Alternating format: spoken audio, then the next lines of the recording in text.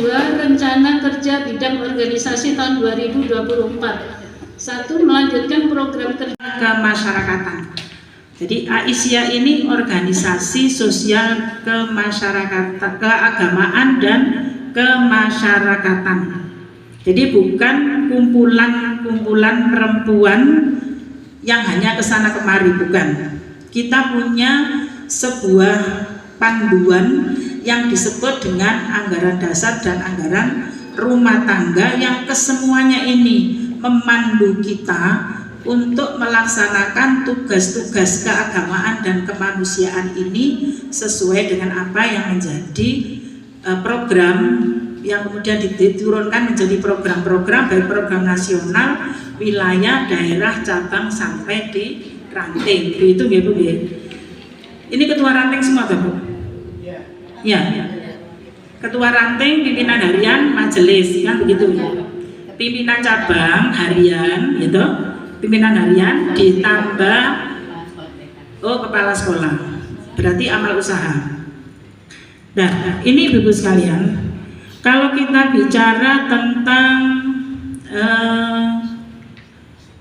keorganisasian atau aturan-aturan di dalam organisasi, ya memang kita berbeda dengan majelis taklim atau majelis atau pengajian-pengajian yang lain, itu beda ya, karena memang kita harus belajar tentang sejarah bagaimana Aisyah itu berdiri itu dulu. Kemudian ibu-ibu pimpinan ranting supaya terpandu, maka itu harus dipelajari. Seperti hari ini rapat kerja itu ada di dalam anggaran dasar, anggaran rumah tangga, sehingga kita nanti ini membahas tentang program-program yang akan kita lakukan. Ini adalah acara resmi dan acara organisasi, maka mestinya harus pakai seragam nasional, bukan bebas. Siapa sih punya ide bebas? Bebas aku kesel balik seragam. Ya, kodongnya 4. Boleh dibawa ke mal-mal ya. Arung nggak apa-apa, cuma itu apa? 23 bab 7, insya Allah begitu ya. Nggak tahu itu lihat lagi ya Bu ya. Ini ibu-ibu rapat kerja. Jadi kalau di organisasi kita itu kan ada tingkatan, mulai dari muktamar, ya, bawahnya lagi tanwir. Jadi sebelum muktamar itu ada tanwir. Kemudian bawahnya lagi muswil, musyawarah wilayah. Bawahnya lagi apa Bu? Musda, bawahnya lagi muscap, bawahnya lagi musra. Itu milik pimpinan. Kemudian ada rapat kerja, ada rapat-rapat, ada rapim, rapat pimpinan itu hanya khusus pimpinan harian, bukan rapat pimpinan yang disertai yang lain-lain, tidak. Maka di sini dikatakan rapat kerja, membahas apa? Program-program yang akan dilakukan, dan itu sudah diberikan panduan dari tanfid atau keputusan yang ada dari pimpinan daerah. Jangan ngarang-ngarang lagi. Itu aja dikembangkan, dan ibu-ibu nanti kalau dikerjakan semua belenger, gak tahu mulai Ibu Aisyah. Maka dipilih 1 majelis 1 tahun itu. Misalnya kalau dulu pada muktamar 47 Makassar itu kita membreakdown Islam berkemajuan itu Aisyah memakai istilah panca amal sosial, gerakan perempuan mengaji. Betapa masifnya Bu Nur Aini di cabang dilanjutkan Bu Aris Mazidah, supaya pimpinan-pimpinan ini bisa membaca Quran dengan benar dan baik dan benar. Kemudian setelah itu dikembangkan lagi, ya, mengkaji secara luas dan mendalam.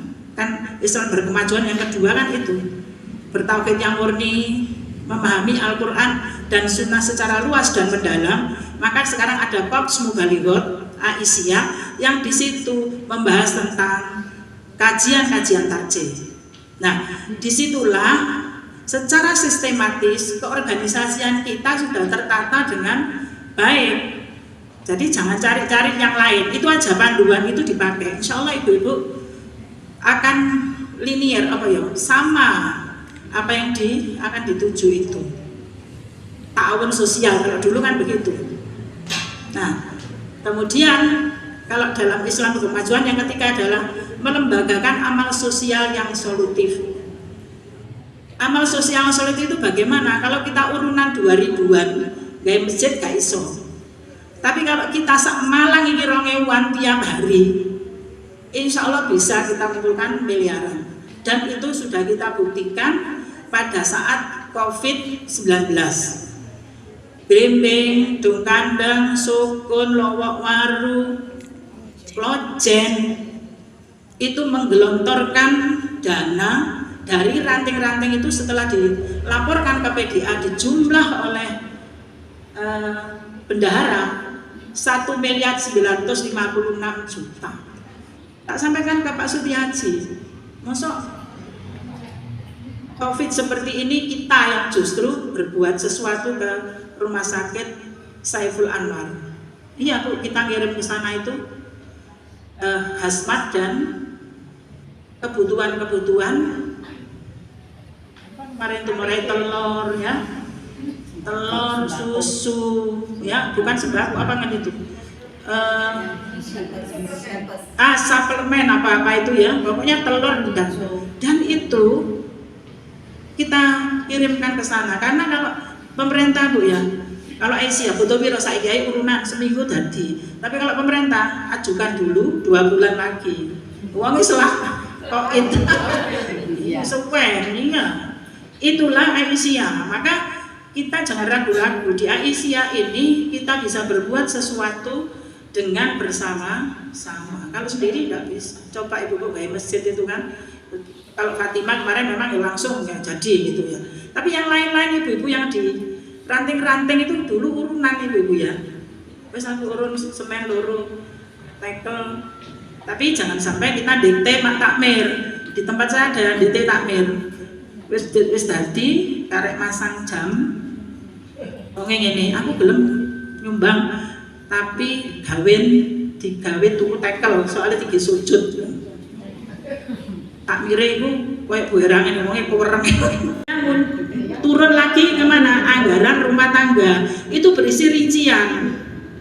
Jadi kalau kita bicara tentang itu penjelasannya bagaimana, di situ ada di anggaran rumah tangga. Maka masing-masing ketua ranting harus punya ADART itu. Nanti akan kita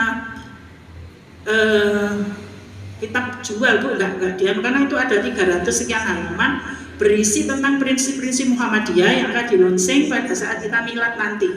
Kemarin sudah yang soft launchingnya di mana? Waktu Hari Ibu itu. Ya. Nah, nanti pada saat milad akan kita berikan dengan mengganti ongkos cetak. Kemudian ada lagi setelah anggaran dasar itu biasanya muncul kaidah. Kaidah itu adalah mengatur aturan-aturan tertentu. Jadi secara teknis loh ya, seperti ini nggak ada di dalam anggaran dasar, anggaran rumah tangga itu harus pakai seragam, nggak ada.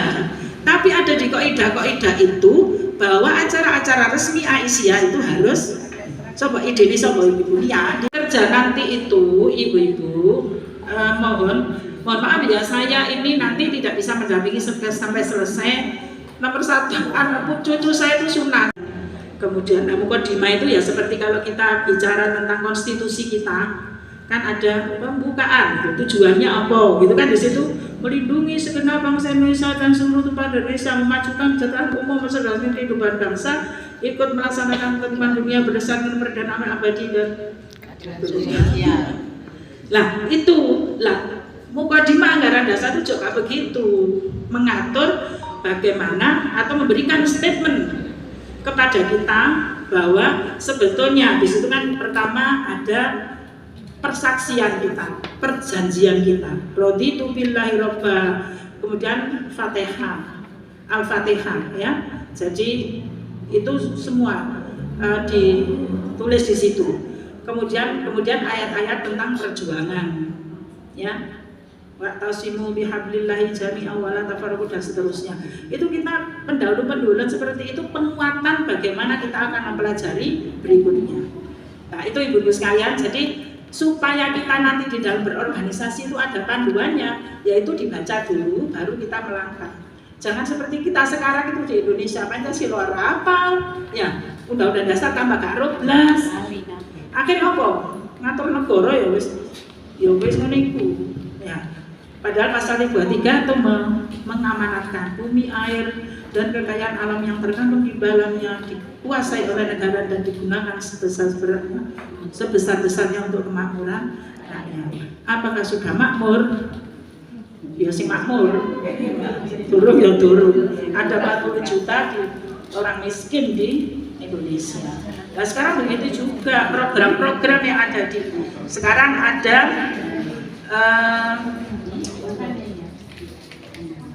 acara sosialisasi tentang PIN, ya kan? Pekan Imunisasi Nasional. Jadi IC itu enggak garap pengajian saja. Sekarang ada seperti itu karena apa? Pemerintah tidak bisa mengatasi seluruh permasalahan yang ada. Kesehatan, dinas kesehatan tidak bisa bekerja sendiri tanpa dibantu oleh sektor-sektor atau lintas sektor yang lain seperti LSM, perempuan berkemajuan, ya kan? Ya, ada di situ ya. Nah, itu semua komitmen perempuan berkemajuan. Nah, 4, 7, 10 itu kita pelajari, implementasikan di dalam program-program yang akan kita bahas. RPB, ya, Risalah Perempuan Berkemajuan. Itu ya Ibu. Jadi kalau di sini dinamisasi gerakan menebar Islam berkemajuan, Ibu harus paham dulu Islam berkemajuan musik ya apa. Islam berkemajuan atau Aisyah berkemajuan akan muncul dari orang-orang yang berkemajuan. Lah kita tidak maju ya gak bisa maju Aisyah. Maka yang banyak memiliki inovasi dan beberapa hal-hal yang menyangkut bagaimana perkembangan di ranting itu adalah ibu-ibu di ranting ini. Daerah kan keren mau semono, keren mau telu mengono tok kan. Ya, tapi ya konsep juga ya kita. Cuma pelaku di lapangan ini harus memiliki kelebihan. Misalnya ada sesuatu yang buntu, aduh kok entek sih tambahan jamaah diapakno. Oh mungkin perlu sembako kayak sembako. Ayo urunan, aku golong mau nggo gini susu iso. Kok gak iso maneh? Kayak makan gitu. Loh kok gak iso maneh kayak kodo. Karena memang sekarang itu semua motif nasi itu sekarang itu harusnya. Bukan motivasi, motif nasi. Nah, ya, motif fulus, motif nasi itu zamannya sekarang. Sehingga ibu-ibu harus cerdas, harus memiliki beberapa strategi untuk bagaimana bisa memperbanyak anggota, ya. Lek sing iki senengane kodhong, lek ana kodhong, lek iki senengane jajan, iki jajan. Enggak apa-apa, asalnya itu motif nasi, tapi lama-lama dia motifnya adalah ikhlas lillahi ta'ala. Pertama ya itu. Makanya kita enggak boleh kritik orang mesti senengane berkat, dan aku ya seneng berkat. Aku dia berkat enggak. Hadirin yang berbahagia, acara selanjutnya sambutan yang akan disampaikan dengan dosanya dia taubat. Kita yang selalu dalam kebaikan ini belum tentu dalam hal yang semacam itu. Bisa jadi kita itu terlena dengan kebaikan kita lupa taubat kepada Allah, gitu ya. Ketika ada undangan dari tetangga kita untuk tahlilan, sekali waktu kita hadir itu juga tidak apa-apa, ya. Seperti yang contohkan oleh Air Fahrudin, ya. Bagaimana ketika beliau setelah pindah ke Sumatera Barat, kemudian dihina di sana, dicibir karena beliau orang Muhammadiyah gitu ya. Tapi setiap kali yang mencibir itu lewat depan rumah beliau itu selalu diucapkan salam gitu ya. Assalamualaikum, gak dijawab ya. Besok ketemu lagi salam lagi gak dijawab. Sampai mungkin kesel gitu ya. Kiai NU ini kesel, akhirnya salamnya dijawab gitu ya. Salamnya dijawab. Setelah salamnya dijawab barulah Yai Fahrudin itu mulai berdialog gitu ya. Loh, kenapa kemudian kok Yai nggak mau jawab salam saya gitu ya. Katanya orang Muhammadiyah itu Islamnya Islam Wahabi gitu ya, Islam garis kelas gitu. Kata siapa? Kata orang-orang. Jangan lihat orang-orang, lihatlah saya. Gitu ya. Setelah selesai itu, sekian lama ceritanya, suatu saat beliau diundang untuk tahlilan. Diundang untuk tahlilan. Ya hadir beliau ketika tahlilan itu malamnya berpikir gitu ya. Monggo, Pak Eko, sugeng rawuh. Waalaikumsalam. Besoknya diajak tahlilan. Akhirnya apa yang beliau lakukan? Yang imam tahlil itu disuruh mimpin, ya setelah itu beliau tafsirkan. Yasin itu dibaca 1-2 ayat ditafsirkan. Ternyata apa yang dilakukan beliau itu menarik minat jamaah. Dan akhirnya Yai tadi yang semula underestimate dengan Muhammadiyah, akhirnya mau menerima Muhammadiyah, bahkan Yai Al-Farudin itu dijadikan imam tahlil gitu ya. Imam tahlil, tapi Yai Al-Farudin punya etika, nggak kemudian ujuk-ujuk diterima. Beliau mau dengan syarat gantian. Pekan Jumat ini, pekan ini yang ngisi Yai tadi, pekan kedua beliau yang ngisi. Tapi pada akhirnya diserahkan sepenuhnya pada Yai Farudin, dan pada akhirnya tahlilan tadi berubah menjadi kajian tafsir. Nah, itu sampaikan Bu Heri tadi kan juga semacam itu. Ya, awal-awal tidak apa-apa, tapi lama-lama kemudian bisa mengikuti apa yang kita lakukan. Di lain kesempatan juga diceritakan Buya Hamka ketika beliau sedang perjalanan ke Sumatera juga kalau tidak salah dengan Yai Idam Khalid ketua NU pada waktu itu. Sampailah pada waktu sholat subuh. Pada waktu sholat subuh, kemudian Yai Buya Hamka ini disuruh ngimami. Ketika ngimami itu beliau pakai kunut gitu ya. Yai Idam Khalid bingung, habis salam selesai tanya, Yai jenengan orang Muhammadiyah, kenapa pakai kunut? Lah gimana saya nggak mau pakai kunut? Wong jamaah saya ada yang NU. Makanya saya pakai kunut. Besoknya gantian, Yai Idam Khalid yang ngimami sholat subuh, tapi beliau tidak menggunakan kunut. Ditanya, loh Yai, jenengan orang NU, pakai kunut harusnya, kenapa nggak pakai kunut? Wong jamaah saya ada orang Muhammadiyah, ya saya tidak pakai kunut. Seindah itu sebenarnya, ya. Jadi di tataran atas itu sudah selesai, perbedaan itu sudah tidak ada sebenarnya. Tinggal di bawah ini memang ada 1-2 orang yang berusaha untuk kemudian memecah. Hadirnya kita di tengah masyarakat itu bisa memberikan manfaat untuk yang lainnya. Wujudnya apa?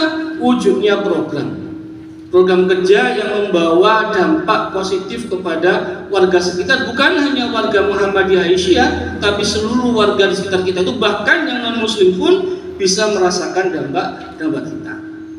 Ya, kami di PDM mendapatkan tugas sebagai LPCR. Ditambah lagi ujungnya sekarang pembinaan masjid. Kami lagi menyeting bagaimana masjid musola kita itu bisa berdampak positif kepada masyarakat sekitar. Ya, caranya bagaimana? Kalau kita mencontoh Jogokarian, beliau itu di sana Jogokarian itu melakukan sensus. Jadi ngalang-ngaling pemerintah di sensus.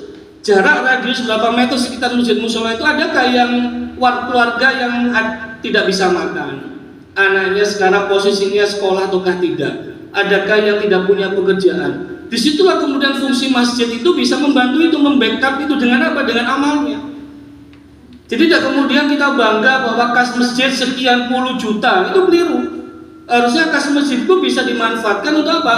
Untuk masyarakat sekitar. Nah, inilah perannya kemudian PCM, PCA, PRM, BRA itu bisa memposisikan yang semacam itu. Nah, raker ini diantaranya adalah untuk membahas masalah itu. Maka kami berharap ke depan nanti program-program yang sudah dirumuskan pada pagi hari ini, dan kalau saya dengar Aisyah itu rakernya hampir tiap awal tahun gitu ya, program kerjanya berjalan 1 tahun, maka kami berharap program-program kerja ini bisa memberi dampak positif kepada masyarakat sekitar. Dan yang berikutnya kami berharap juga ada sinergi antara PCM dan PJ, dan alhamdulillah sudah berjalan. Sinergi itu sudah berjalan. Beberapa momen kita kerja bareng, dan insya Allah itu kami berharap di tataran ranting pun juga berlaku yang demikian. Jadi saling membackup antara PRM dan PRA.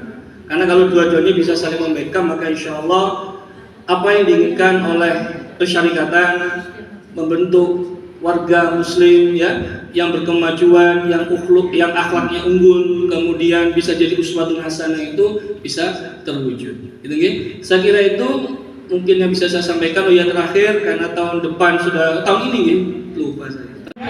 Panjang usia, hebat. Betul Vera? Awet muda, panjang usia, dan hebat. Sama-sama ya ibu ya. Baik. Nggak pakai dan, nggak pakai dan. Ulang lagi. Awet muda, panjang usia, hebat. Belakangnya dikasih yes? Yes. Oh yes. Sekali lagi.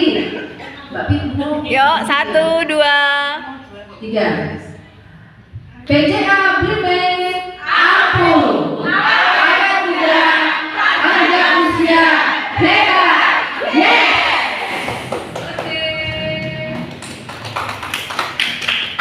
Dulu Aisyah selalu memperjuangkan tentang perda, apa itu penyebaran lebih luas lagi, bukan hanya TBC saja. Kalau TBC dulu itu tidak pernah didok karena sifatnya kecil. Nah ini sekarang kita sedang menggarap perda penyakit menular. Nah ini kebetulan komandonya saya, karena saya di Ketua Bangku Perda Kota Malang. Nah, salah satunya apa? Kita adopsi dulu usulan-usulan Aisyah melalui perda TBC ini, kita adopsi, kita masukkan semua di sana. Mudah-mudahan 2024 perda ini bisa kita selesaikan.